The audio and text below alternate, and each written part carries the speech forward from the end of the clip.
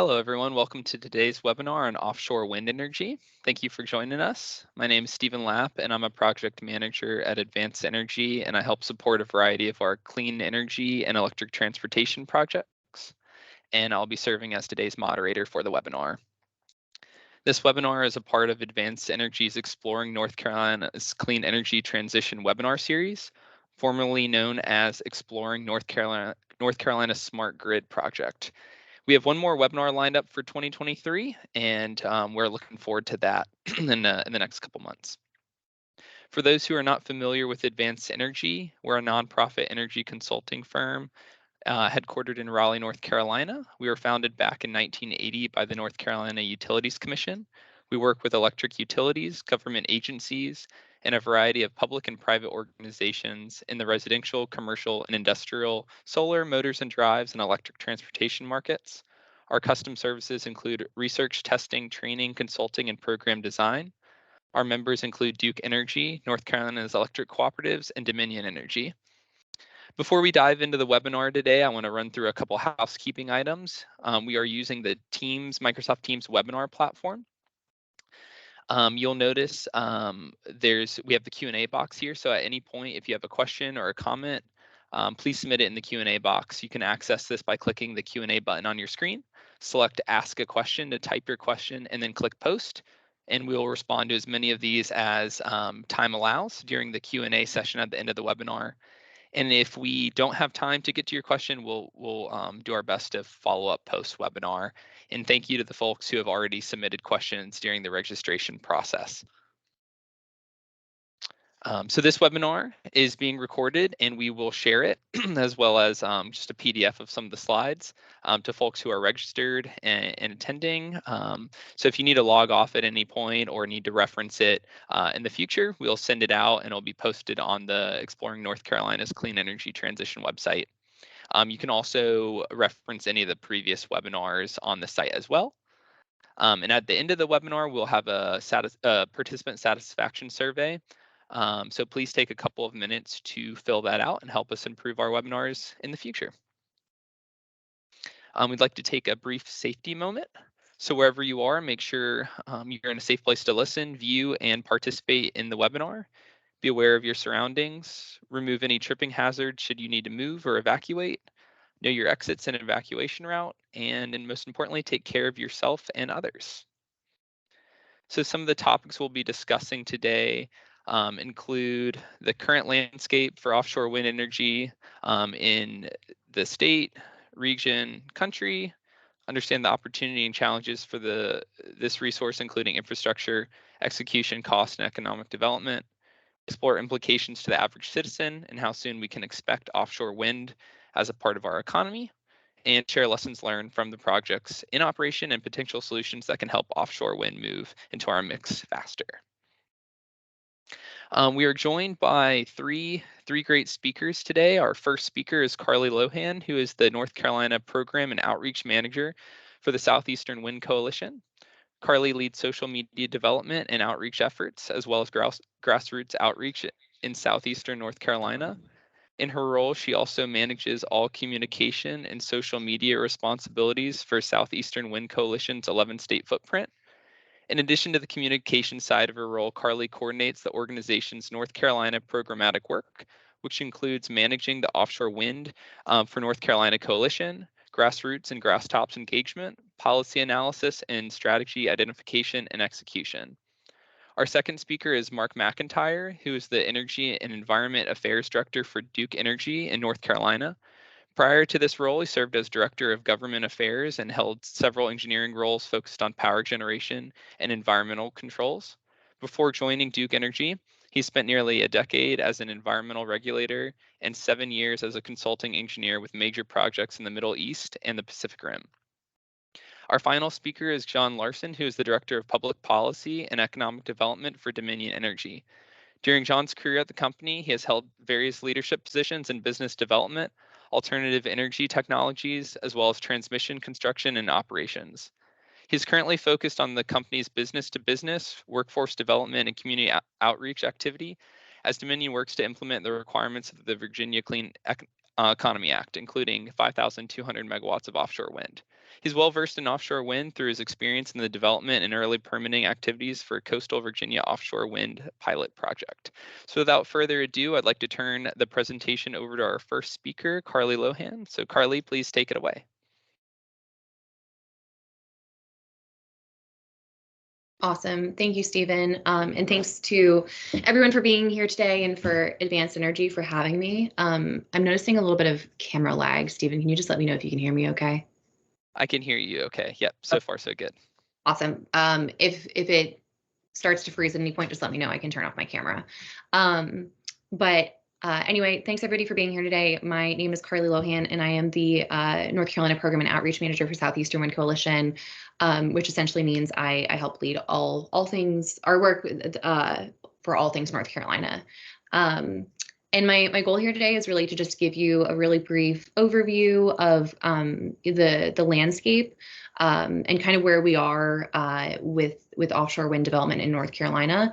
And I will let Mark and John go a little bit more into depth with project specifics and things that they work on with their companies. But just to start out, I like to remind everybody that SCWC is a 501c3 nonprofit. We are Raleigh-based, but we do have a Southeast footprint. And our goal is really to advance offshore wind and land-based wind in the Southeast that brings, in ways that bring net economic benefit to residents, utilities, ratepayers.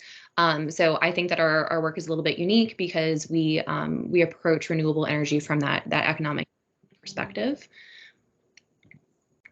And just to start off by giving you a little bit of a history and evolution of offshore wind, I'd like to show this timeline. It's kind of intentionally vague, but I think it kind of is a good visual representation of the fact that offshore wind has been around for a while. We saw it pop up in the early 90s off the coast of Denmark, and the driver for those projects was really energy independence from fluctuating fossil fuel costs and availability. Late 90s, we saw commercial scale development and projects kind of transitioned from more of a pilot project phase to commercial scale development, and the supply chain really started to build out, and there was a big focus on cost decline and efficiency with the technology. And fast forward to now, we have more than 35 gigawatts of offshore wind deployed worldwide, and I think that number is going to change. If it hasn't changed already this year, it's going to change with some of the activity that we have with our projects going on in the Northeast. So again, intentionally vague, but I just like to remind people that even though offshore wind is considered a nascent industry in the United States, it has been around in other parts of the world for quite a while. And just to kind of flag the three projects that are relevant to North Carolina and Virginia areas, the CVOW or Coastal Virginia Offshore Wind Project is Dominion Energy's pilot project. They have 2 turbines off the coast of Virginia Beach, and that'll be further developed into a 2.6 gigawatt utility scale project. I won't take John's thunder, and I'll let him go into depth with that a little bit more. But then for North Carolina, we have Kitty Hawk Wind and Carolina Long Bay. Kitty Hawk Wind is going to be developed by, or is in the process of being developed by Avangrid Renewables, and it's about 27 miles off the coast in the Outer Banks. And the highlighted pink part in that picture is the first tranche that is further along in development that's looking to be onshore in Virginia. And then the second phase of the project, they're still exploring transmission routes. And I think some folks had some questions about where Kitty Hawk was in the regulatory process, and the developer is still working on easements for onshoring of transmission. So we still have a few years before we see any steel in the water there. And Carolina Long Bay is a little later. Well, it's a newer project, so it's not as far along in the regulatory process. This was just leased in May of last year, and it was actually broken up into 2 leases. So a non-regulated subsidiary of Duke Energy is the leaseholder for one lease, and Total Energies is the leaseholder of the other lease. This project, again, is very early on in the regulatory process and is really just getting into some of the site assessment surveying. But happy to answer any questions that you may have in the chat or during the Q&A section. And just because I, again, talk about the economic development side of things, I like to talk about what is driving offshore wind development. And it looks a little bit different, even just from state to state, and especially from the Northeast to the Southeast. But what we have seen in the Northeast is that state procurement goals are generally driven by carbon reduction mandates. So, for example, North Carolina setting a goal of however many gigawatts, or I should say, a northern state setting a goal of however many gigawatts by a certain time, is an example of a procurement goal. And again, carbon reduction is a really big part of state and federal policy for a lot of folks in the Northeast, and it is a component of what is driving offshore wind in the Southeast and in North Carolina. But I think that what is probably more palatable to a wider audience in North Carolina is the fact that offshore wind presents what we consider a once-in-a-generation economic development opportunity. The supply chain alone for offshore wind is estimated to be upwards of billions of dollars, and it's really important, and I'll get into this in a later slide, but it's really important for North Carolina as a state to attract that economic opportunity to our home, to North Carolina, but then also think about what our strengths are and where we can kind of plug into this larger supply chain or larger industry, because a lot of other states are also doing things to attract industry and setting up whether it's ports or manufacturing or, all those kinds of things. So it's important for North Carolina to figure out where they can plug in. And just to give another representation of offshore wind policy in North Carolina, we do have an executive order for 2.8 gigawatts of offshore wind by 2030. This is kind of an example of more of a clean energy, carbon reduction driven mandate. But it also established NC Towers, which is the North Carolina Task Force for Offshore Wind Economic Resource Strategy. So again, still kind of has that economic development component to it.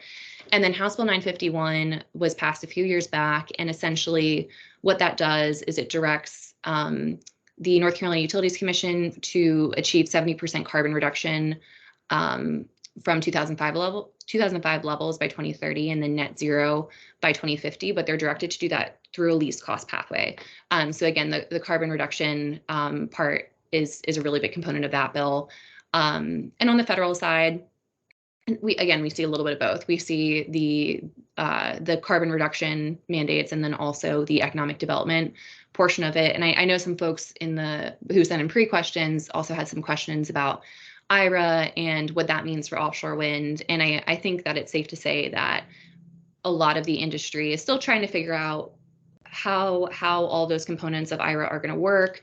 There are the ITC and PTC tax credits, the manufacturing tax credit, and there's still a lot of work being done to kind of define what domestic content looks like or what prevailing wages look like and things like that. So I don't think there's a kind of one size fits all answer for how IRA will impact offshore wind, specifically in North Carolina.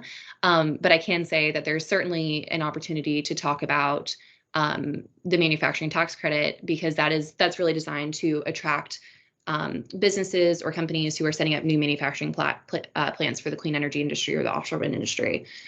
So I think that a big conversation that's happening right now, both in North Carolina and regionally, is, okay, how are we going to take these federal tax credits that could be used anywhere and incentivize companies to use them in North Carolina and bring the jobs and the economic development to our state?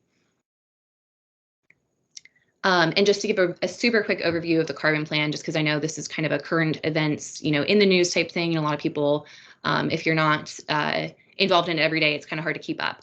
But essentially, super quick summary of last year's North Carolina Utility Commission order. Duke Energy as a utility was directed to evaluate all three of the North Carolina wind energy areas. So that's Kitty Hawk and then the 2 Carolina Long Bay areas, and kind of see which one makes the most sense for near-term development by looking at the cost, and to also investigate any IRA and IIJA funding. And this year, Carbon Plan is just kind of getting kicked off. We saw the Carbon Plan IRP update come out in mid-August. And what a lot of folks are working on doing, SCWC included, is figuring out how to keep building the support and the momentum for offshore wind and helping make the case that it makes sense for North Carolina as a least cost resource. So if anybody has questions there and wants to talk further about Carbon Plan, where it is in the process or what that means for North Carolina, just let me know. And also, I think it's always really important to talk about why offshore wind. Why do we care about offshore wind in North Carolina? And why do we care about offshore wind as a country, regionally, whatever? There's always different benefits of offshore wind, but I think these are kind of the blanket benefits that can apply to everybody. And then obviously, as you look at more specific projects, there's nuance, and those can change and evolve. But grid resiliency and diversity is a really big benefit of offshore wind that I really love to talk about, because solar is a really great resource, but it has an intermittent generation profile, which means it's only producing a lot of energy at certain points of time. And offshore wind is generally more steady and produces more energy than land-based wind, because also the projects can be larger and the turbines can be taller, and so they're more efficient at producing energy. But also, offshore wind has a really complementary generation profile. So at the times when solar is not producing as much as it could be, offshore wind is. So together they create a very steady and complementary generation profile. Economic development, I've talked about this a lot already, but workforce development, jobs, there's a huge conversation about not only how to bring jobs to the coast, but also I like to remind people there are 8,000 components in an offshore wind turbine, and those small components can be made anywhere in the state. And that's where North Carolina really has an opportunity to plug in. We have a huge manufacturing workforce, and an opportunity to kind of revive that industry. Carbon-free energy is obviously very important to a lot of people. And there's also a tourism opportunity. This looks a little bit different depending on what region of the country you're in. But in Block Island, Rhode Island, they've seen kind of an ecotourism opportunity come because those hardened structures introduce biodiversity and encourage fishing, and people want to go out and see the turbines and fish the turbines and things like that. And just to add this, like another level of nuance to this, North Carolina kind of falls into all those categories of benefits, but we also have a really great offshore wind resource. We don't have maybe like the highest wind speeds in the world, but we have good wind speeds, long coastline, shallow water, and all those things together make kind of a good environment for offshore wind to be developed. I've already mentioned the manufacturing workforce. We've got a really great university and community college system, as we all know, that's already looking for ways to plug into this industry. We have ports and all kinds of infrastructure that could evolve to meet the needs of the industry. We already have a really great land-based wind supply chain company, and we found through various methods of outreach that North Carolina voters and residents really support offshore wind. If anybody's interested in reading this, the specific survey this came from, I'm happy to share the link. I'm not sure if it's going to be accessible when the slides are sent out, but I'm happy to share it with everybody. And again, just to further set the stage and kind of summarize everything I've said up to this point, North Carolina's opportunities and barriers. We have offshore wind projects in the pipeline, state policy-wise, but there's definitely a lot of work that needs to be done to get the General Assembly on board with offshore wind. So state policy has a lot of opportunity, but there's kind of a lot of work to be done to get our elected officials on board. Regulatory process, again, Carbon Plan mandates the least cost pathway and doesn't necessarily consider the economic development component of offshore wind. But the good news is that offshore wind transmission upgrades will have the potential to have a lot of ancillary benefits for grid congestion, solar injection, things like that. And on the politics side of it, we've been very fortunate to have a administration that is very publicly supportive of offshore wind. But I think the barrier there is that our much of the positive activity around renewable energy still revolves around solar, and offshore wind still kind of feels far off to people. So trying to bring that into the conversation and make it more of a current conversation and remind people that offshore wind is here and now. Okay, well, that concludes my slides. My contact information is here. I know Stephen will send out these slides afterwards if anybody wants to reach out, but for now I will I'll pass off to Mark.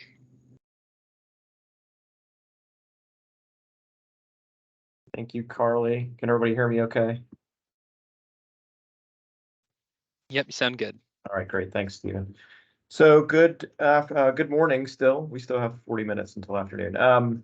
So it's a pleasure to be with all of you. Carly did a great job, as she always does, and I know John Larson well, and he'll also do a fantastic job talking about Dominion CVOW project here in a moment. I wanted to spend a little bit of time We'll get to offshore wind in a moment, but I thought it might be beneficial for folks who may not be familiar with North Carolina's history of energy policy to just look back sort of retrospectively and spend a little time on a history lesson associated with energy policy in North Carolina and how we've gotten to where we are. Carly did that, I think, very well with offshore wind in general. And I just want to take a few moments to do that on the energy policy front. So a lot of folks will remember that last year, North Carolina celebrated the 20th anniversary of clean smokestacks.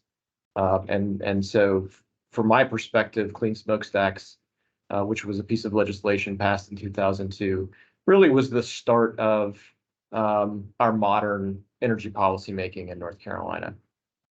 And clean smokestacks did a brilliant job of helping the utilities in North Carolina transition from significant coal generation to natural gas.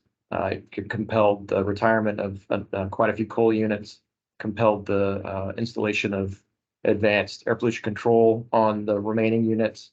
So that was really kind of the start of a 20-year journey.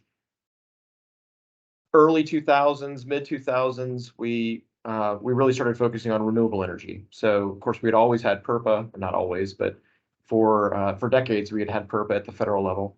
But North Carolina passed the Southeast's first renewable energy portfolio standard in 2007, I believe. Again, landmark legislation, bipartisan legislation. The focus on renewables has continued through that 2000 time frame on with the passage of House Bill 589, which adjusted the way that renewable energy is procured. And then fast forward to the 2018 timeframe when Governor Cooper signed Executive Order 80. And really, Carly mentioned House Bill 951, which the General Assembly passed a few years ago.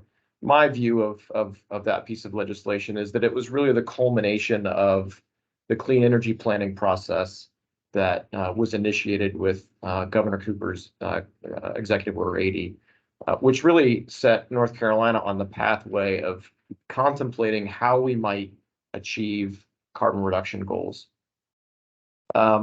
We've had integrated resource planning for a very long time. One of the things that the House Bill 951 legislation did was it now layered on top of that integrated resource planning process a carbon planning process. And in fact, the piece of legislation that mandates the carbon reduction plan sort of contemplated a check and adjust every 2 years. We submitted the first version of our view of a carbon reduction plan in May of 2022. The Utilities Commission issued its order at the end of 2022. And instead of waiting for 2 years to come back in for an update of that carbon plan, the Commission directed us to align the 2023 Integrated Resource Plan with the first update to that carbon reduction plan. So the document that Carly mentioned earlier that we filed in the middle of August is a combined integrated resource plan and carbon reduction plan for a dual state system, right? Most of you all know that we operate 2 utilities across the Carolinas. And so when we file a plan in South Carolina, we filed a similar, if not the same plan in North Carolina. That happened in the middle of August.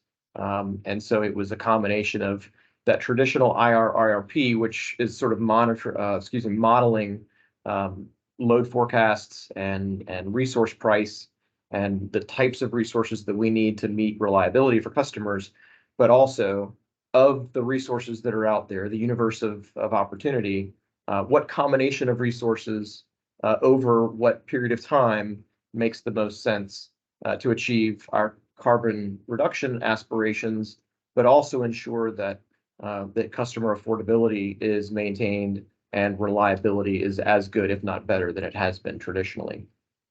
So that's just sort of a brief history of energy policy and kind of how we got to where we are.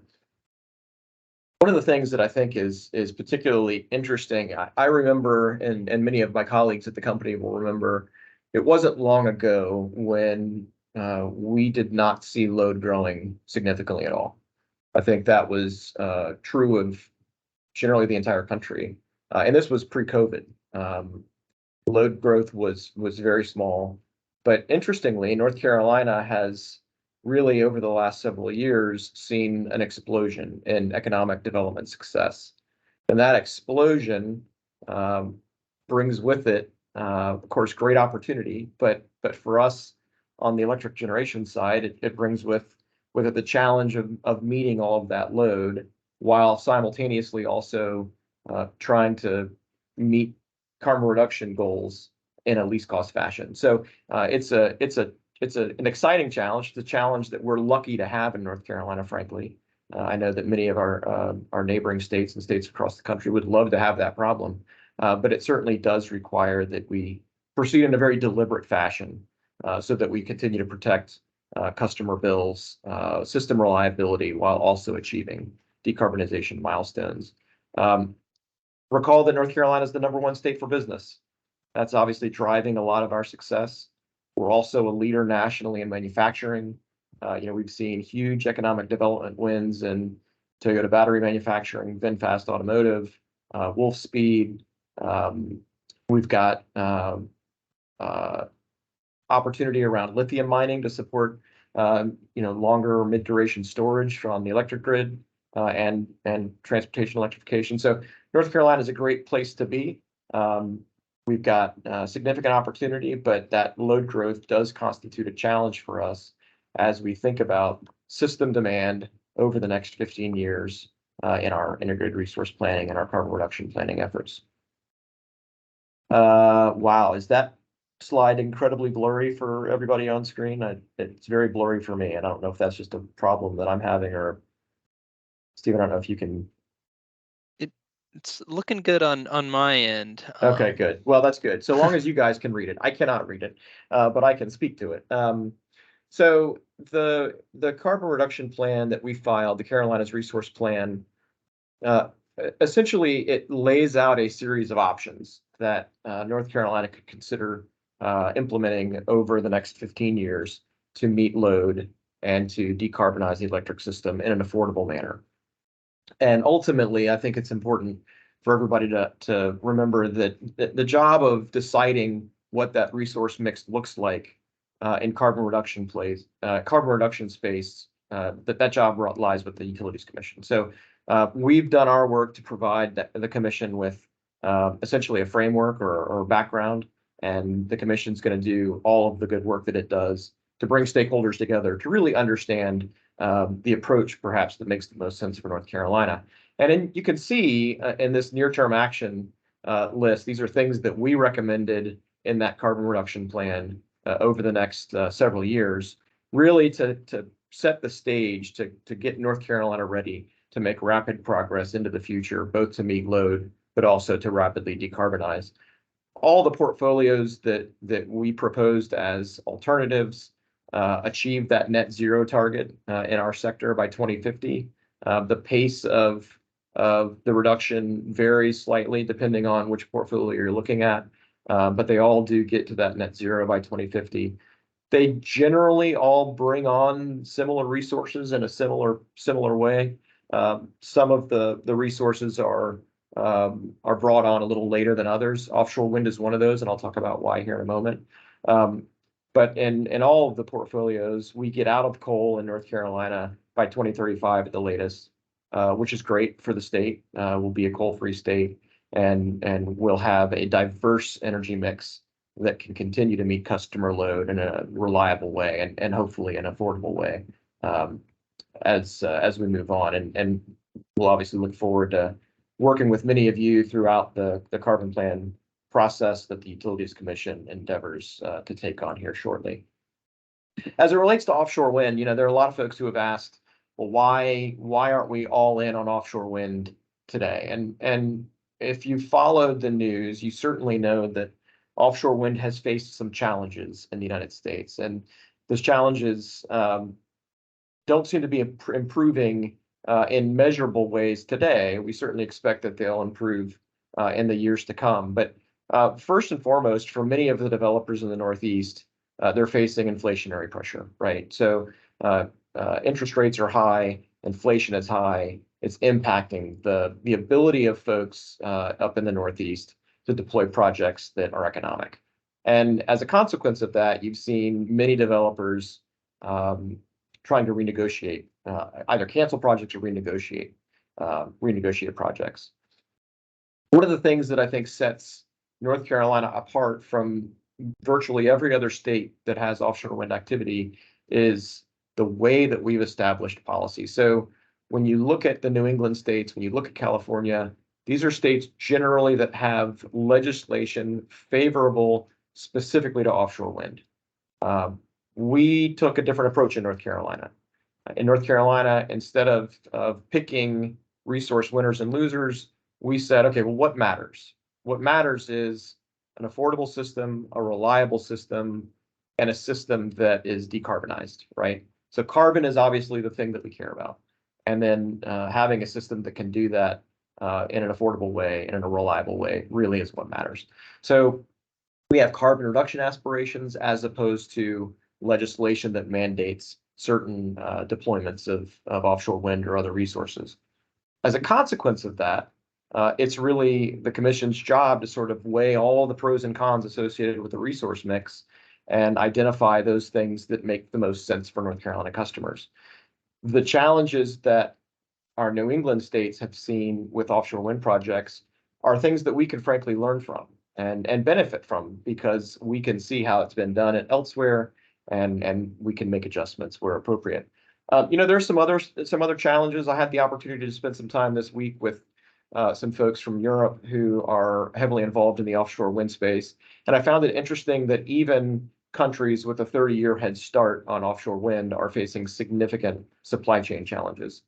We have 45 megawatts of operating offshore wind in the United States, and so with such few resources and huge aspirations, and the absence of a supply chain for the market, it creates a challenge for us. It's one that I think also, as Carly noted, brings great economic opportunity, but that supply chain constraint is obviously a huge issue. When you look at New England states, many of their load centers are on the coast. We do not have large load centers generally on the coast of North Carolina. So our aspirations around offshore wind bring with them the challenges associated with transmission. And in fact, so Carly mentioned NC Towers. She and I serve on NC Towers together. I can remember our very first meeting of NC Towers several years ago. And one of the very first questions that one of our members asked was, what about transmission? How do you get the electrons that you generate offshore to the load centers in North Carolina? So that transmission element is an opportunity, but it also constitutes a challenge. Carly noted wind speed. Interestingly, I did not know this until we started talking about offshore wind a little bit more detailed. The farther you go to the equator, the less abundant the wind resource is. So in other words, the wind blows less near the equator and more as you go in northern latitudes. So while North Carolina does have a great wind resource, I think folks probably saw that the auction that BOEM recently had for wind energy areas in the Gulf Coast. There were 3 wind energy areas up for lease. Only one of them was leased. And one of the reasons folks stayed away was at least in part because of the wind resource and the fact that wind speeds aren't as significant as they are in places like the North Sea, where you see significant deployment. So we talked about challenges, but let's talk about the opportunity. So as noted, there is great economic opportunity associated with the resource if we can onshore, not to use that term as a pun, but onshore much of the manufacturing associated with the resource. North Carolina, as noted, I mean, we've got the #1 state for business. We're a tremendous state for manufacturing. We are well positioned to take advantage of a growing supply chain in this space. So there's a benefit there for sure. Another benefit, as Carly noted, is the wind profile. So when I talk about solar, we frequently talk about capacity factor, right? Capacity factors in the 20% range. And it's just a recognition that solar facilities, they are generating when the sun's shining, and they are not when it's not. And solar panels don't store electricity in and of themselves. So we talk about capacity factor in the context of solar. I like to talk about something called service factor in the context of offshore wind. And service factor generally is my understanding of it is the percentage of time that a resource is generating at nameplate. So service factor on an offshore wind facility is certainly higher than the capacity factor on a solar facility. However, an offshore wind facility is generating electricity most of the time. So it's a benefit, right? And we are a winter peaking state. We generate our peak demand before the sun comes up in January. The solar resource is generally not there when we need it the most in those circumstances. Offshore wind provides an interesting complement to that because offshore wind is generating significant megawatts when you need it the most in those cold, dark winter mornings. So let's just talk quickly about where we are on the journey relative to Carolina Long Bay. As Carly noted, the 2022 carbon plan order did direct the company to take near-term actions on transmission planning and on keeping offshore wind alive as an option for future resource mix. And the process of keeping offshore wind alive, so to speak, is essentially meeting certain BOEM milestones. And the milestone that we are very, very close to right now is the submittal of what's called an SAP, Site Assessment Plan. And so in August, Duke Energy, in partnership with Total Energy, which owns the western half of that wind energy area, we partnered with Total to conduct geophysical surveys about 30 nautical miles offshore. And those geophysical surveys are designed to inform the placement of meteorological buoys. So in other words, those things that you need to understand the weather, the waves, the wildlife, really to gain a clear understanding of sort of the pros and cons of this specific area and all of the other challenges that might exist with respect to siting specific turbines in specific locations, understanding the seafloor. I know John Larson and team at Dominion have done this extensively for their project. I'm sure he'll talk a little bit about that. So that geophysical survey was completed in August. The SAP is under development now and will be submitted later this year. In general, we expect BOEM to take 6 to 9 months to review and approve that site assessment plan. And then we will proceed with the acquisition and deployment of buoys. And then we'll use probably several years worth of buoy data to inform the development of a construction and operation plan, which is another major milestone that would be out probably in the 2026-27 timeframe. So that's an update for me. Looking forward to the discussion. Any questions that folks have? John Larson, I think my job now is to pass it to you to update us on CVOW.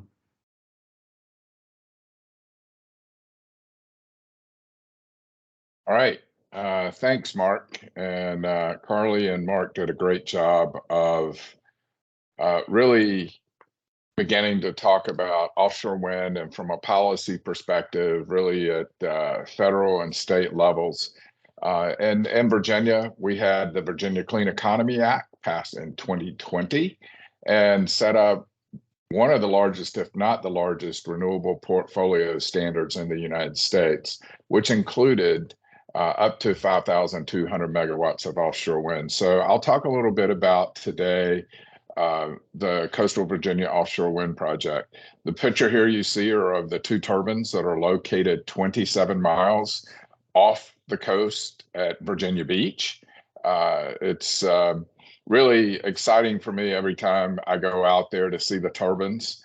And having worked on this project since the early part of the last decade with the initial permitting and development of it, it's rare that you get to see such a project advance in your career, leading to really the culmination of the 2,600 megawatts that we're planning to begin installing next year. So let's talk about that a little bit. Largest project under development right now on the East Coast, and certainly the largest one owned by a utility at this time, really builds on the success of these 2 turbines we have. And so what does that mean when you think about it? As we began looking at offshore wind and begin acquiring this research lease that the 2 turbines are placed in, as well as the larger wind energy area for the commercial size project. We took an assessment. There were some projects that had tried to get started in the Northeast early on in the last decade, and they frankly just were not very successful. And we identified a couple of key and critical areas. The first one was no one had been through the Bureau of Ocean Energy Management, BOEM's permitting process.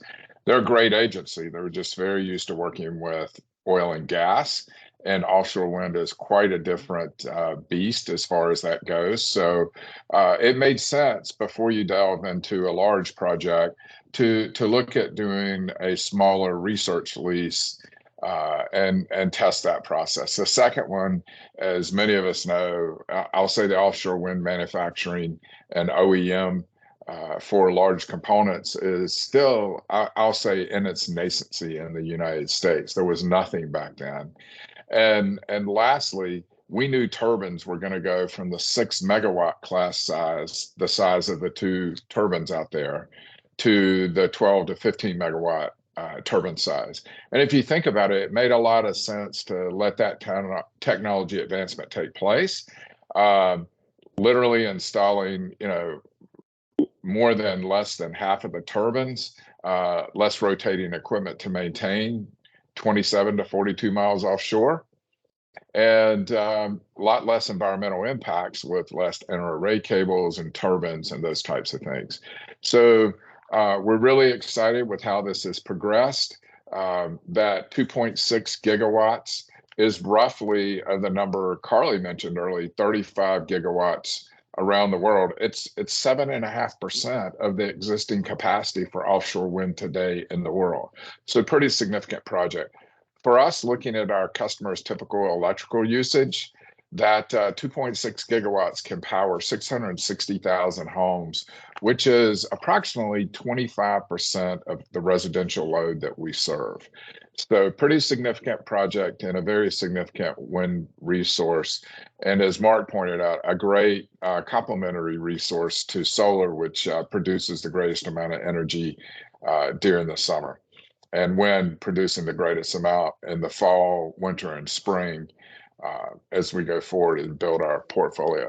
So a lot of accomplishments. We actually secured this lease back in 2013.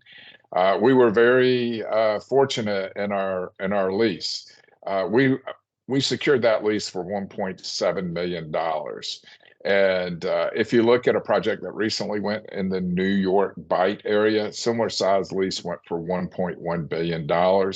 So while a lot of people were skeptical of offshore wind in 2013, I think we came out in a really strong position and looking very favorably. Mark mentioned a lot of environmental studies and development and that goes into this to prepare the construction operation plan, which we submitted in 2020. And we went through all of our state approvals during the time frame that BOEM has been reviewing our application. And I'm very excited to reference that by the end of this week, you'll see in the Federal Register our final environmental impact statement from BOEM. So we're very excited to get that. That really starts some triggers for other approvals. The first is the record of decision, which would be issued within 30 days. And then 90 days after that, we would expect to see the COP issued for the construction and operations plan that would allow us to do that offshore work. And one challenge we're going to have right now, as we all are aware, is the showdown in DC and potential government shutdown. So we're really hoping to be able to move forward, but certainly we could see some adverse impacts, temporary, I would expect, in nature as we try to move forward. In general, we'll begin construction onshore this year with our underground landing area moving over to inshore, and then offshore will start next year on May 1. We have to work around the North Atlantic right whale migration season, so we can only do heavy noise-making activities between May and October. So that's why our construction period goes until the end of 2026. First year, We'll get roughly half the foundations, transition pieces, and one offshore substation and an array cable. We'll finish up the other half in the first part of 25, erect approximately half of the turbines, and then complete the turbine installation in the end of 2026. So very exciting time frame for us as we move forward. We've done a lot of work, and you can see here that we have worked with well-recognized offshore wind suppliers and partners. And that was a very important aspect of Dominion Energy planning its project. And we actually got moving on this before the Virginia Clean Economy Act was passed. And the reason I'll highlight that is we went out for our solicitations in early 2020. And it was very important for us to do that as we began preparing our filings for the Virginia State Corporation Commission for the cost recovery of this project. We had to have as great a percentage of known and fixed costs before we went to the commission so that everyone understood the costs and benefits for our customers as we serve them. The second thing is what we did not have as fixed costs really came down to commodity risk and foreign exchange currency risk. And we were able to put hedges in place to lock that in, which really helped us as we were able to talk about the cost of the project to move forward. That little red circle you can see points to the right side of the slide, and this is our way that we are going to be bringing that energy. Mark reference transmission. And it is a critical aspect of any one of these projects. And we'll be making landing at State Military Reservation, or you may know it as Camp Pendleton. If you're from the Virginia area, we'll go underground to Oceana Naval Air Station. And from Oceana Naval Air Station, we'll then go above ground all the way over to our Fentress substation, which will connect to our 500 kV transmission grid, which is basically a giant loop around Virginia. And there we'll be able to move this really large injection of energy to our customers.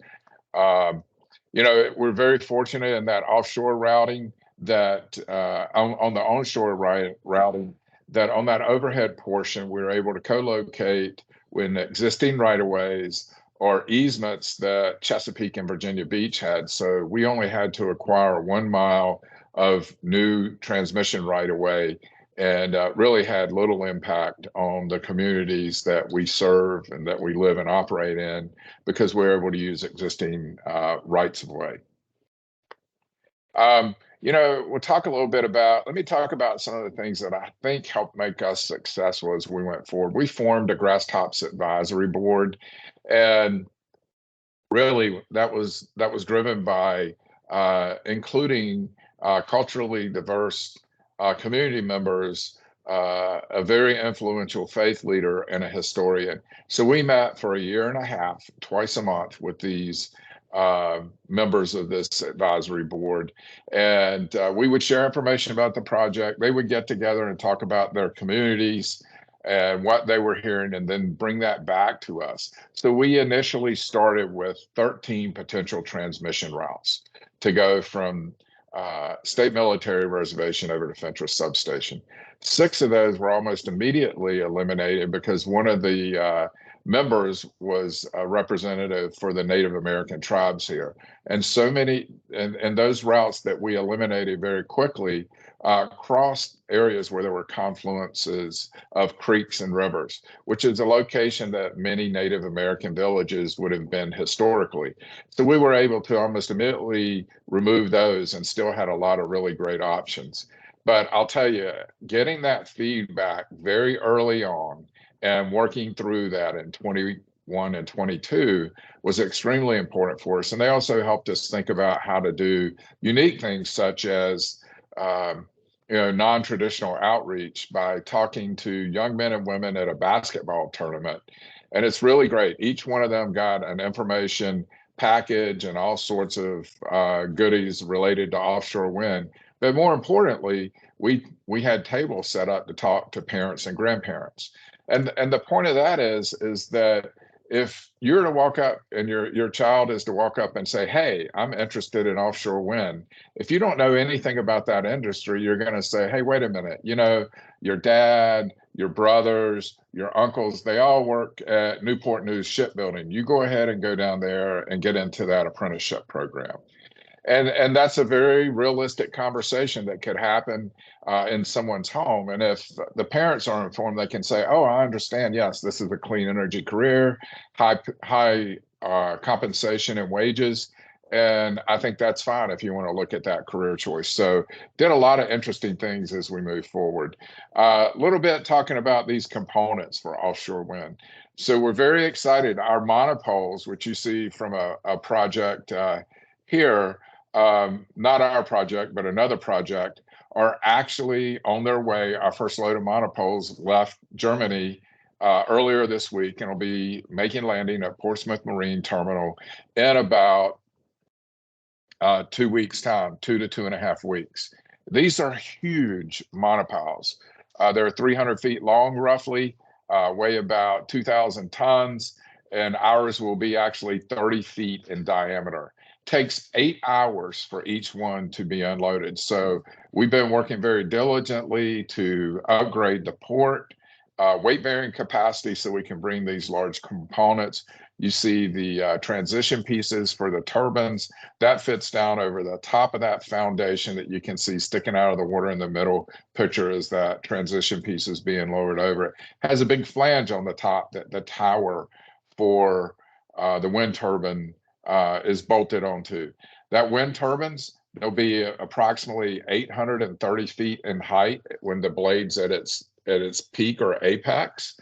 The blades are 108 meters long. So let me give you an idea what that is. That's a football field, goalpost to goalpost on a U.S. football field. So large components are going to be coming ashore here as we get the turbines. We'll be putting in about 300 miles of that inter-array cable, which simply connects strings of 6 to 8 turbines to each substation, and about 400 miles of export cable to bring that power ashore. And then we'll have 3 of these offshore substations that you see on the left side. That's actually the heaviest lift for the project, 4,000 tons as we go forward with that and set those. So those will be set on a really calm day. You know, I mentioned our fixed cost, and I want to just quickly talk about that fact. You know, we've got 90% right now of our project costs are fixed, with the largest variability really being in the fuel cost of the vessels that will be installing the project, which there'll be 52 vessels involved in the installation of the CVAL project. So pretty excited. I heard both Mark in particular talk about capacity factor or the availability. You know, we have a lifetime capacity factor modeled out at a little over 43%. We've been very fortunate on our 2 turbines out there. We're actually seeing numbers around 48%. Now, the question is, does that mean the NRIO models we're looking more at sea level wind and not at hub height wind? Or have we just had a very windy period of time since October of 2020 when those 2 turbines started operating? We also have some cost constraints in the Virginia Clean Economy Act that we have to be less than the cost of a combustion turbine. And we're really right now with some of the tax credits looking around just above that $80 levelized cost of energy. So very proud of how our teams work together to go through the solicitation and manage the project and manage our costs so that we can stay within those bounds. You know, our vision is really to not only get the infrastructure needed to support the construction of the CVAL project, but look at how to make this offshore wind industry cluster. I come down to the Virginia Beach area, Hampton Roads area, usually 2 to 3 times a week. We have these wonderful tunnels, and I've learned that podcasts and streaming music are great things to listen to as you may be waiting to get through them, especially with a lot of the construction around the Hampton Roads Bridge Tunnel. But they actually turned out to be very advantageous for offshore wind. When those turbines are taken out, those towers are taken out, assembled, and erect. So they're about 450 feet tall with about 40 to 50 feet of freeboard from the top of the vessel down to the waterline. So think about 500 feet. not a whole lot of ports on the East Coast that are wide enough and deep enough to allow you to take something that's roughly 108 meters wide and 500 feet tall through. So we have our marshalling staging port is right here on in that dark blue on that bottom right picture for the to bring that equipment ashore, pre-assemble it and test it. Then just across the Elizabeth River is where our ops base will be in that yellow circle, and that will be our Marine Coordination and Control Center for the project. Real quick, just, you know, a lot of reference made to economic development, workforce development, and we have had tremendous number of meetings, over 2,000 meetings with the project team, with our community members and different organizations, economic development, schools, minority serving institutions. Right now, on our project, excluding the 2 vessels being built, there are about 1,000 people that have worked on the CVOW project, with about 3/4 of those being from Virginia and half of them being local to the Hampton Roads area. So we're very proud of that and very excited that we've actually been able to see the fruits of our labor. And just moving specifically to share a little bit more about the Portsmouth Marine Terminal upgrade, you know, the on-site employees, you know, we've really worked with the Port of Virginia and their contractors, and you can see the spends and the dollars here. But I think one of the highlights is 68% of the individuals working on that project are diverse, and 73% of them are from the Hampton Roads area. So all of our efforts and our outreach have really paid off as we've gone forward. And as we continue and we start constructing our Marine Coordination and Control facility, as well as we move to the actual construction of the project, we'll continue to move forward with our outreach and engagement with all the communities within Virginia. And that pretty much wraps up my presentation. And I know they'll share the decks, and here's my contact information and a website you can follow the project on. Thank you, John, and thank you to Carly and Mark. At this time, we want to maybe get to just a few questions. I might try to summarize some of the questions, and we can get responses from brief responses from each of the speakers. We've mentioned some of the project hiccups around the country in the Northeast. Maybe how are folks in North Carolina and in the region ensuring the success of this project? How are stakeholders ensuring the successes here? And kind of what makes you hopeful for North Carolina and the region's journey with offshore wind going forward? Just to kind of try to summarize some different things here. So Carly, if we want to start with you, Mark, and then John, if we can get some responses. Yeah, absolutely. So the question is despite all the challenges that we're seeing with the industry, what kind of makes us hopeful for North Carolina? Yeah, and any of the referencing any of the kind of work done being right now with stakeholders in the region in North Carolina. Yeah, there's a lot of directions I could kind of go with that question. I think in North Carolina, the way I try to think about it is kind of separating the regulatory process from the policy process, and thinking about there's a lot of conversation about what are those kind of non-legislative policy wins for offshore wind in North Carolina. So, for example, thinking about how we can best attract manufacturing and economic development to our state, especially when we have, most of our support is coming from federal tax credits and things like that. So if those tax credits can be used anywhere, how can we attract companies to use them in North Carolina and bring those jobs and the economic development here? There's a lot of support on the grassroots front. Speaking from the Offshore Wind for North Carolina Coalition front, I work with a number of NGOs and economic development NGOs that kind of help just build support on the ground for that supply chain and economic development opportunity, which is really helpful.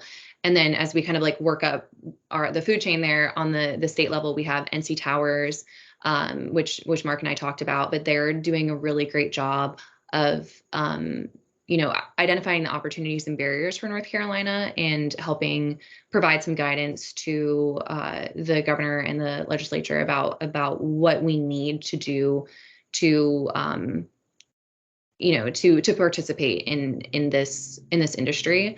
And it's, yeah, there's a lot of things that people are doing, but I think that the most exciting is kind of, and the way that I try to think about it is that, regardless of, the timeline for offshore wind development or the onshoring of offshore wind development, those projects are still being developed and entering the pipeline. And there's kind of this, I think that the way to think about it is, yes, we have projects off our coast, but there's this larger pipeline of projects and life cycle of projects that's going to develop over the next few decades. And if we make the investment, not only to support projects off the coast of North Carolina in terms of manufacturing or supply chain or workforce, that will also help us plug into the larger project pipeline. There's no reason why components made in North Carolina couldn't support the CVOW project, or couldn't support, the CVOW project when they start, upgrading or repairing turbines or projects in the Northeast. So that is my very, very vague, high-level answer. I'll let Mark and John go a little bit more in depth with specifically what they see going on in their projects. Well, I'll try to be quick. I think, Carly, I would build on your comments relative to NC Towers. I think the North Carolina Department of Commerce is doing a lot of really good work and investing considerable energy in understanding the opportunity, understanding the risks, understanding the benefits, really sort of surveying the landscape. And so, NC Towers and then Commerce, in a little bit of a more fulsome fashion, is investing considerable energy and paying attention, if you will. And then, all of us that sort of play in this space and have a vested interest in North Carolina's energy transition, we're also paying very close attention regionally, nationally, internationally, so that we can learn from the challenges that others have faced. I mean, it's said that that being a first mover brings tremendous opportunity, and that's true. But I think there's benefit here in us not necessarily being a first mover, because we can see the experiences of others, and we can proceed in a really deliberate fashion. So, John, I don't know if you had anything to add. Yeah, I'll add one thing. We've seen a lot of this uncertainty, and both Carly and Mark referenced it, giving some of the projects to our north, and really driven by high inflation and high interest rates as that moves forward. And I think you'll see these wind energy areas still continue and be developed, and whether it's the initial developers or someone else comes and move forward, especially with the wind resources up there and the load center locations, it's pretty tremendous.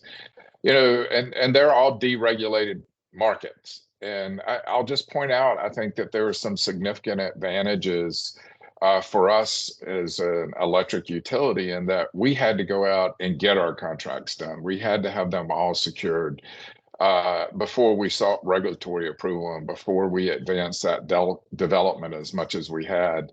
And that gave us that cost surety and being able to work forward. Because as Mark said, there's some real advantages here to having reserved our slots, having still hedged, and having still delivered for our foundations.